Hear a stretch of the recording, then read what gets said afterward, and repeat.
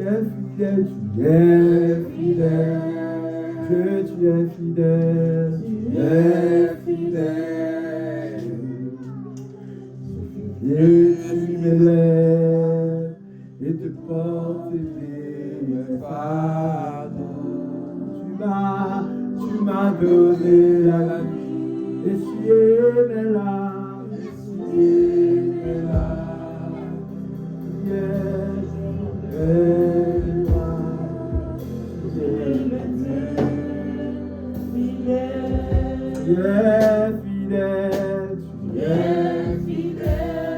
Dieu, tu es fidèle, tu es fidèle.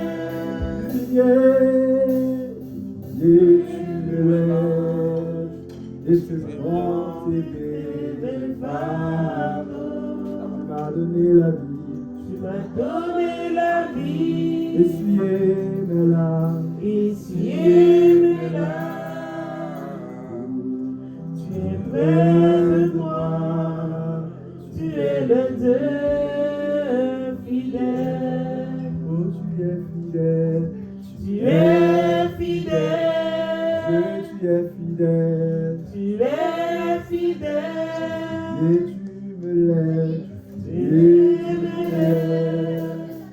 et te portes de mes fardeaux. Tu m'as donné la vie, tu m'as donné la vie. Essuyez mes larmes, essuyez mes larmes. Tu es près de moi, tu es le Dieu fidèle.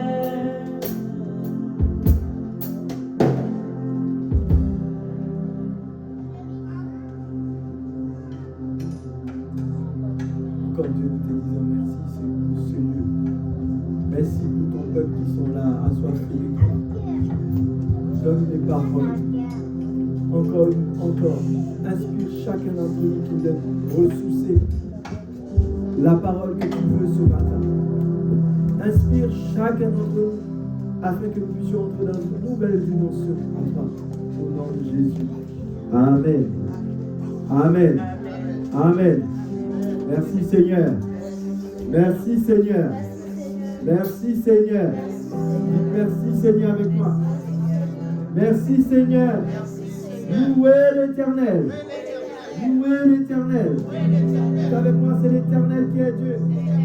Est-ce que tu peux t'élever, acclamer l'Éternel avec moi? Vraiment acclamer le roi des rois. Acclamer le Seigneur des seigneurs. Car il est digne de gloire, digne de puissance. Ce matin, je suis dans la joie d'être avec vous ce matin. Amen. Amen. Est-ce que vous êtes heureux d'être là ce matin? Amen. Est-ce que vous êtes heureux d'être là ce matin? Amen. Une joie parfaite ce matin.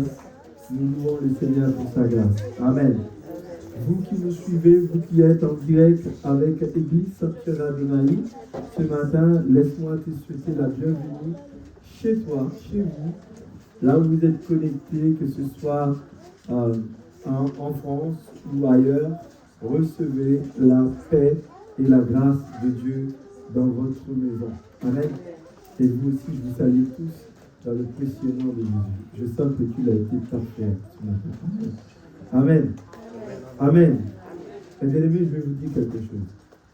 Si, quand vous venez ce matin, et que pendant le culte, vous ne vous sentez pas à l'aise, et vous sentez votre culte n'était pas assez correct, dites-vous, il manque quelque chose. Pourquoi? L'Éternel va vous parler, c'est vrai, et le fait que le culte, ce que vous venez d'offrir, vous sentez que ce n'est pas correct, il faut dire, Seigneur, renouvelle-moi pour la prochaine fois. Amen. Pour que le culte que je vais offrir la prochaine fois soit au niveau de l'attente du Père. Amen. Et que ce sera très faible. Mais je m'attends à espérer à faire de mieux en mieux. Amen. Amen. Amen. Voulez-vous retourner avec moi dans Marc chapitre 11? Marc chapitre 11. Marc chapitre 11, le verset 24 que nous avons lu la dernière fois. Il disait, c'est pourquoi je vous dis, tout ce que vous demandez en priant, croyez que vous l'avez reçu et vous le verrez s'accomplir. Amen. C'est la prédication que je n'ai pas terminée la dernière fois et que je vous ai promis de terminer avec vous ce matin. Je crois parfaitement que l'Esprit de Dieu sait de quoi il veut vous enseigner ce matin, bien qu'il sera difficile pour moi de décortiquer de manière claire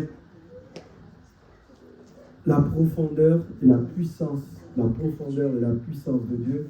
Mais je crois que le Seigneur va inspirer chacun d'entre nous d'une manière spéciale. Amen. Amen. Amen.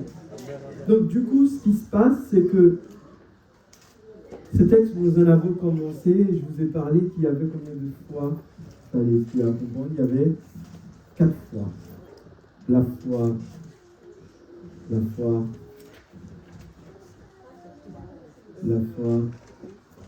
qui sauve, la foi générale, la foi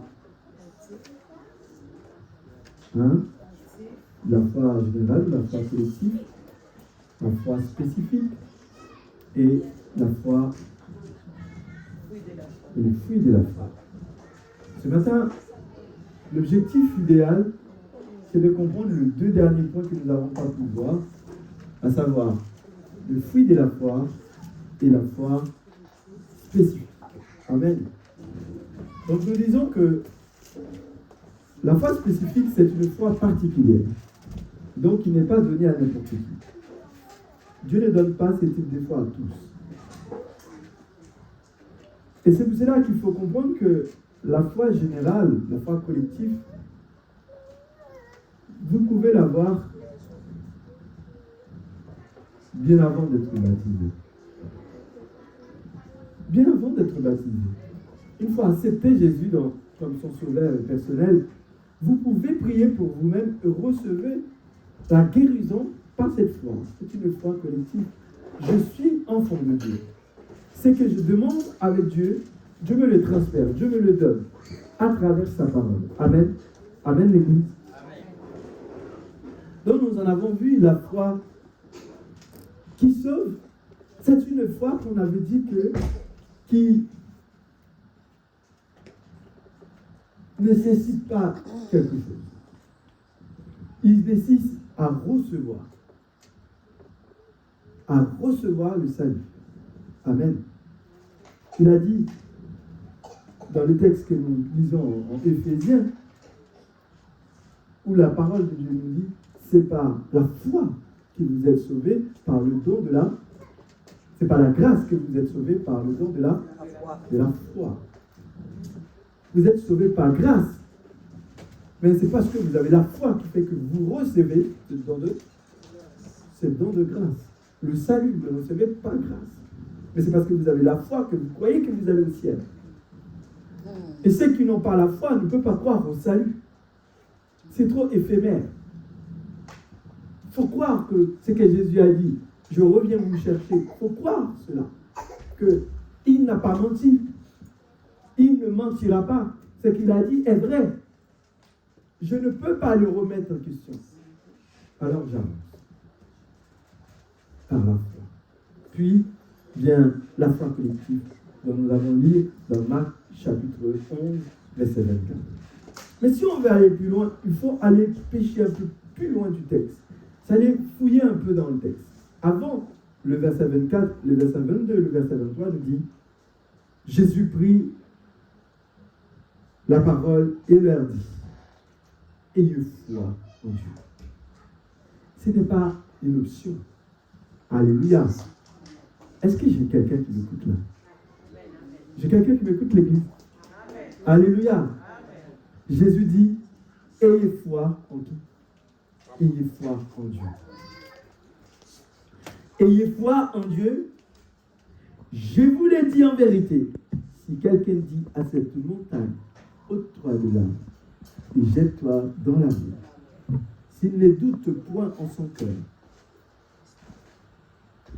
mais croit que ce qu'il dit arrive, il le verra s'accomplir. qu'il ne doute pas.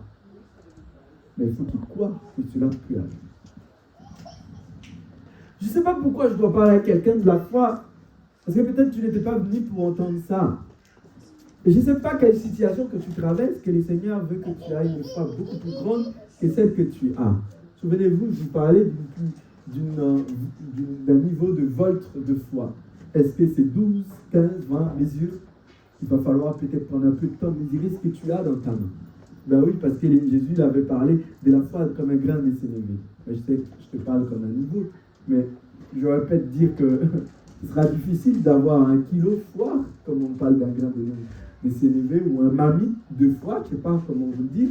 C'est très difficile, mais si tu as déjà un grain de sénévé, c'est déjà beaucoup pour aller loin.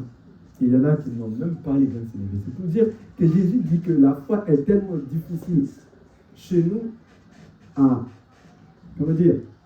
recevoir ou à avoir, qu'auprès Jésus nous demande d'avoir les strict minimum. Et surtout, on dit souvent, mais la foi n'est pas visible. Vous direz-vous aussi, la foi n'est pas visible. Mais il faut me poser la question sur le texte du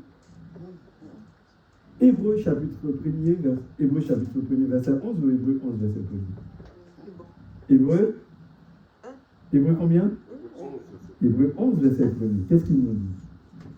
Or, la foi est une ferme assurance des choses qu'on espère et les démonstrations de celles qu'on ne voit pas. D'abord, la foi, c'est quelque chose d'invisible qui doit concevoir quelque chose de physique. Foi, chose qu'on espère. Je ne vois pas, je ne sais pas. Mais quand on parle de démonstration, c'est quelque chose qui est visible.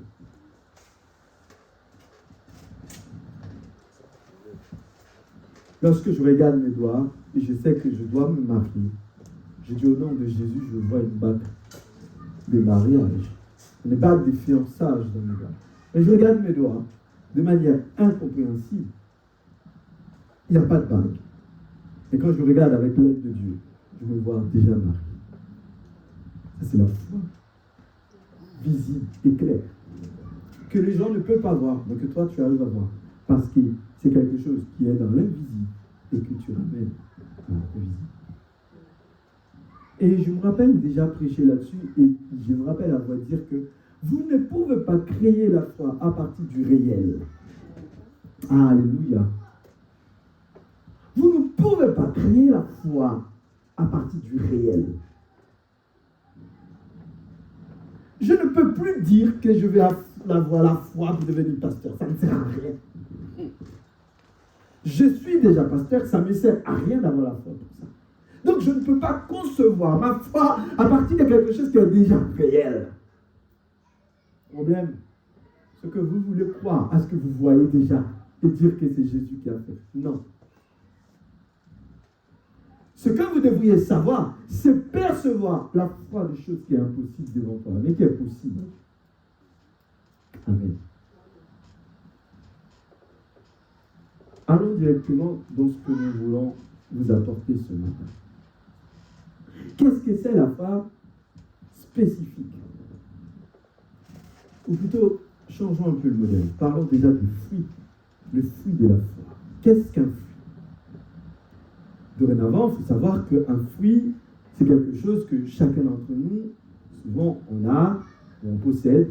Si vous avez une banane, vous savez pourquoi vous en mangerez une banane. C'est un fruit. On n'est pas d'accord? Un mangue, c'est un fruit. On est d'accord ou pas? Ça vient d'un arbre. Amen. L'arbre de l'esprit. Alléluia.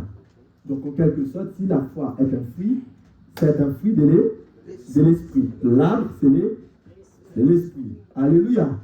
Donc, je parle pas des choses difficiles, hein, jusque-là.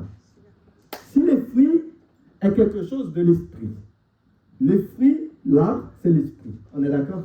Donc, de cet arbre, je peux accueillir ce qu'on appelle la foi. Mais attention, cet arbre ne donne pas que les foi comme fruit.